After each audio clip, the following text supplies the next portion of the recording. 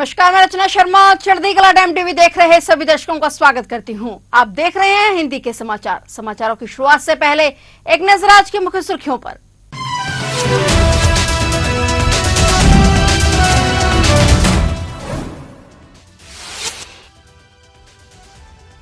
कठुआ आतंकी हमले में कई संदिग्धों को हिरासत में लेकर हो रही पूछताछ। 5 सैन्य कर्मियों की दुखद मौत पर एक्शन।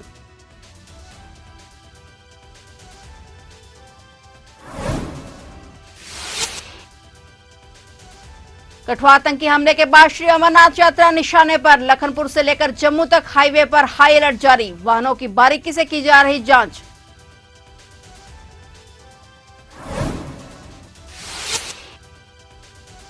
और फिल्म और सीरियल्स में नहीं दिखेंगे सिख शादी के सीन। अकाल तख्त साहिब के जथेदार बोले नकली आनंद कारज दिखाना गलत। एसजीपीसी ले सकती है बड़ा फैसला।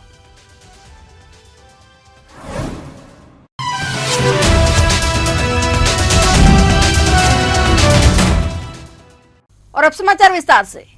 जम्मू कश्मीर के कठुआ जिले में घात लगाकर किए गए हमले के लिए जिम्मेदार आतंकवादियों की तलाश में एक ट्रक चालक और 50 अन्य लोगों को पूछताछ के लिए हिरासत में ले लिया गया है। इस हमले में 5 सैन्य कर्मियों की दुखद मौत हो गई थी और अधिकारियों ने यह जानकारी दी। अधिकारियों के अनुसार ट्रक जो शुरू में माचेडी किंडली मल्हार पहाड़ी मार्ग पर दुर्भाग्यपूर्ण सैन्य वाहनों के पीछे था, लोहाई मल्हार के बदनोटा गांव के पास धीमा हो गया। नागरिक टिप्पर चालक पर संदेह जताया गया है। अधिकारियों ने जांच की है कि क्या उसने पुलिया के पास मांगकर काफिले को जानबूझकर धीमा करवाया था। अधिकारी ने बताया कि आमतौर पर इन इलाकों में सेना के वाहनों को प्राथमिकता दी जाती है, लेकिन टिप्पर ने फिर भी पास मांगा, जिससे दोनों वाहनों की गति धीमी हो गई, जो शक के घेरे में है।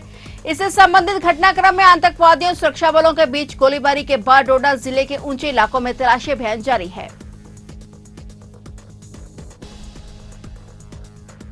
खुफिया एजेंसियों के मुताबिक जम्मू कश्मीर के कठुआ आतंकी हमले के बाद एक बार फिर आतंकवादी श्री अमरनाथ यात्रा को निशाना बनाने की फिराक में हैं। खुफिया एजेंसियों को जम्मू पठानकोट राष्ट्रीय राजमार्ग पर किसी अनजान मोटरसाइकिल पर आईईडी लगने के संकेत हैं, जिसके चलते लखनपुर से लेकर जम्मू तक हाईवे पर हाई अलर्ट जारी किया गया है। आने जाने वाले मोटरसाइकिलों और बड़े वाहनों की बारीकी से जांच की जा रही है। जम्मू पठानकोट नेशनल हाईवे पर विशेष रूप से सांबा और कठुआ जिले में तैनात नाकों को हाई अलर्ट पर रखा गया है। सूत्रों के मुताबिक कठुआ आतंकी हमले के बाद श्री अमरनाथ यात्रा अब आतंकियों के निशाने पर है, जिसके चलते अधिकारियों ने और सख्त सुरक्षा बढ़ाने के आदेश दिए हैं। देश में बजट 2024-25 के लिए तैयारी में जुटी भारत सरकार ने 8वां वेतन आयोग को लागू करने का संकल्प लिया है। माना जा रहा है कि इस आयोग की सिफारिशें जनवरी 2026 से लागू हो सकती हैं। केंद्र की मोदी सरकार अगले वेतन आयोग की तैयारियां जल्द ही शुरू कर सकती है और आने वाले बजट में भी इसको लेकर कुछ ऐलान हो सकता है, ऐसी सुगबुगाहट हो रही है। Joint council missionary for central government employees की नेशनल काउंसिल के सेक्रेटरी शिव गोपाल मिश्रा ने केंद्र सरकार को पत्र के जरिए 8वें वेतन आयोग के गठन को लेकर मांग की है। 8वें वेतन आयोग के गठन से लगभग 49 लाख सरकारी कर्मचारियों और 68 लाख पेंशन भोगियों को बेनिफिट होगा, यानी कुल मिलाकर 1 करोड़ से ज्यादा लोग इससे फायदा ले पाएंगे। वित्त मंत्री निर्मला सीतारमण द्वारा 23 जुलाई को बजट 2024-25 को पेश किया जाएगा और केंद्रीय सरकारी कर्मचारियों के संघ ने आगामी बजट में 8वें वेतन आयोग के गठन की मांग की है, जिसके लिए कर्मचारियों और श्रमिकों ने एक प्रपोजल भी तैयार करके दे दिया है और इसके अलावा फिटमेंट फैक्टर के इजाफे के साथ कर्मचारियों की सैलरी में भी बढ़ोतरी हो सकती है। राष्ट्रपति द्रौपदी मुर्मू और ओलंपिक पदक विजेता साइना नेहवाल ने नई दिल्ली में राष्ट्रपति भवन के बैडमिंटन कोर्ट में बैडमिंटन का खेल खेला। राष्ट्रपति द्रौपदी मुर्मू ने रैकेट खेल में अपना कौशल का प्रदर्शन किया और साइना की भी प्रशंसा की। बैडमिंटन खेलने के दौरान राष्ट्रपति मुर्मू ने कई शॉट लगाए और उन्होंने कई मौके पर साइना नेहवाल को मात भी दी। इससे पहले राष्ट्रपति मुर्मू ने राष्ट्रपति भवन में प्रतिष्ठित डूरंड कप प्रेसिडेंट्स कप और शिमला ट्रॉफी का अनावरण किया था। सोशल मीडिया पर साइना नेहवाल ने राष्ट्रपति के साथ खेलने का मौका मिलने पर अपनी खुशी जाहिर की और कहा कि भारत के राष्ट्रपति के साथ खेलना मेरे लिए सम्मान की बात है। यह मेरे जीवन का कितना यादगार दिन है। इस दौरान साइना ने अपने साथ बैडमिंटन खेलने के लिए राष्ट्रपति का धन्यवाद किया। बता दें कि बैडमिंटन कोर्ट में बैडमिंटन खेलते हुए देश के राष्ट्रपति द्रौपदी मुर्मू बहुत ही बढ़िया और अलग अंदाज में नजर आई। अकाल तख्त साहिब के जथेदार ज्ञानी रघुवीर सिंह ने फिल्मों और टीवी सीरियल्स में नकली आनंद कारज दिखाने पर एतराज जताया है। उन्होंने कहा कि ऐसे सीन्स गुरुद्वारों में फिल्माना गलत है, वहीं इस पर एसजीपीसी बड़ा फैसला ले सकती है। सिख समुदाय के लोग भी फिल्मों में झूठी सिख शादी दिखाने के से गुस्से में है और उनका मानना है कि इससे गलत संदेश जाता है। निकट भविष्य में देशवासी फिल्मों और टीवी सीरियलों में आनंद कारज के सीन नहीं देख सकेंगे, न ही गुरुद्वारा साहिबान के सेट लगाकर ऐसे दृश्यों को फिल्मांकन किया जा सकेगा। श्री अकाल तख्त साहिब के जत्थेदार ज्ञानी रघुवीर सिंह ने गुरुद्वारा साहिबान के सेट तैयार करके इसमें आनंद कारज के फिल्मांकन पर रोक लगाने की तैयारी कर ली है। यही नहीं, इस मूर्त रूप देने के लिए 5 तख्तों के सिख साहिबान की बैठक जत्थेदार रघुवीर सिंह की अगुवाई में जल्द ही हो सकती है। इस बैठक में पाबंदी को लेकर सिंह साहिबानों द्वारा सिख पंथ को फरमान जारी किया जा सकता है।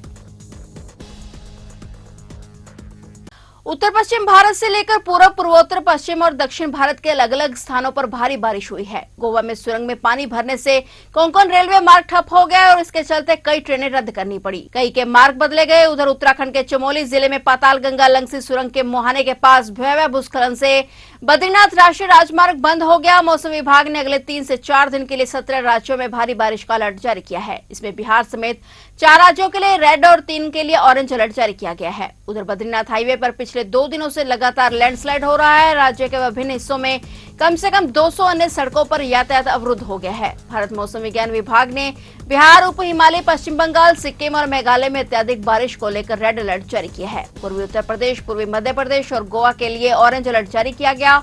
वहीं मध्य प्रदेश और महाराष्ट्र और तटीय कर्नाटक में 12 से 14 जुलाई के दौरान भारी बारिश को लेकर ऑरेंज अलर्ट जारी किया गया है। इसके अलावा पंजाब, हरियाणा, चंडीगढ़ और दिल्ली में 11 से 13 जुलाई तक गरज और बिजली की चमक के साथ मूसलाधार बारिश की चेतावनी दी गई है। वहीं उत्तराखंड, हिमाचल प्रदेश, उत्तर प्रदेश, जम्मू कश्मीर, लद्दाख और पूर्वी राजस्थान समेत दक्षिण भारत के कुछ राज्यों में अगले 5 दिनों तक गरज और चमक के साथ तेज बारिश की संभावना है। हिमाचल प्रदेश में बारिश के चलते 28 सड़कों पर यातायात ठप हो गया है। असम में बाढ़ की स्थिति में कुछ सुधार हुआ है, लेकिन अभी भी 26 जिलों में 17 लाख से अधिक लोग प्रभावित हुए हैं। बता दें कि बारिश और मानसून के चलते सभी नदियां उफान पर हैं। आधे हिंदुस्तान में बारिश का अलर्ट जारी किया गया है। उत्तर प्रदेश में आकाशीय बिजली कहर बनकर टूट पड़ी है। बिजली गिरने से पूरे उत्तर प्रदेश में एक दिन में कम से कम 37 लोगों की मौत हो गई। प्रतापगढ़ में पुलिस और जिला प्रशासन की संयुक्त टीमें स्थिति की समीक्षा कर रही हैं और कहा कि मृतकों के परिजनों को कृषक दुर्घटना सहायता योजना के तहत मुआवजा प्रदान किया जाएगा। ये मौतें प्रतापगढ़ जिले के संग्रामगढ़, जेठवाड़ा, अंतु, मनिकपुर और कंदई पुलिस सर्कल में दर्ज की गई। पुलिस ने कहा कि मनिकपुर पुलिस स्टेशन के अधिकतर क्षेत्र में बिजली गिरने से भी कई लोगों की मौत हो गई। बिजली के संपर्क में आने के बाद इलाज के लिए उन्हें अस्पताल में भर्ती कराया गया था। महाराष्ट्र के बाद हरियाणा में भी विधानसभा चुनाव से सियासी दलों में तनाव दिख रहा है और इसी तनाव में बीएसपी चीफ बड़ा दांव चल गई हैं। हरियाणा में असेंबली इलेक्शन में अभी 3 महीने का वक्त बचा है, लेकिन राजनीतिक पार्टियां जोड़ तोड़ में जुट गई हैं। जी हां, हरियाणा में आईएनएलडी और बसपा में गठबंधन हो गया है। दोनों पार्टियां अब एक साथ चुनाव लड़ेंगी। न्यायालय के प्रधान महासचिव अभय सिंह चौटाला और प्रदेशाध्यक्ष रामपाल माजरा और बसपा प्रमुख मायावती के प्रतिनिधियों की मौजूदगी में आज चंडीगढ़ में दोनों पार्टियों ने गठबंधन का ऐलान कर दिया है। बता दें कि हरियाणा में न्यायालय और बसपा ने तीसरी बार हाथ मिलाया है। आईएनएलडी और बसपा ने आज एक साझा प्रेस कॉन्फ्रेंस करते हुए बताया कि यह गठबंधन स्वार्थ का नहीं है। चौधरी देवीलाल और बाबू काशीराम की एक सोच थी और दोनों ने देश की राजनीति में बदलाव लाया था। उन्होंने कहा कि बसपा हरियाणा में 37 सीटों पर चुनाव लड़ेगी, जबकि आईएनएलडी 53 सीटों पर अपने उम्मीदवार उतारेगी।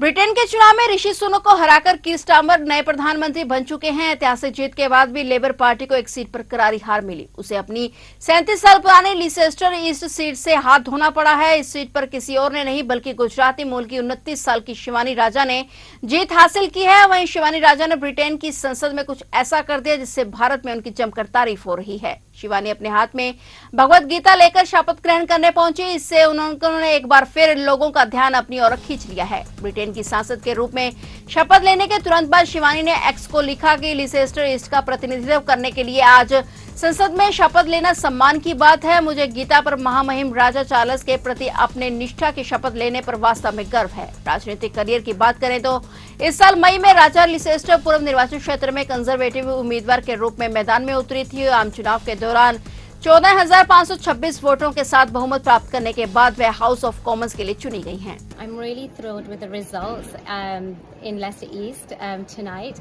The people in Leicester have been under Labour administration for nearly 4 decades. So yes, it indeed was time for a change here. And what's your first priority for Leicester East? Is to have the people's voices heard. For so long, The people of Leicester have been ignored and neglected, and it's about time we fight to have their voice heard. तो ये थे हिंदी के समाचार, और नए समाचारों के साथ फिर से हाजिर होंगे। तब तक के लिए देखते रहिए चढ़ती कला टाइम टीवी, और मुझे दीजिए इजाजत। धन्यवाद।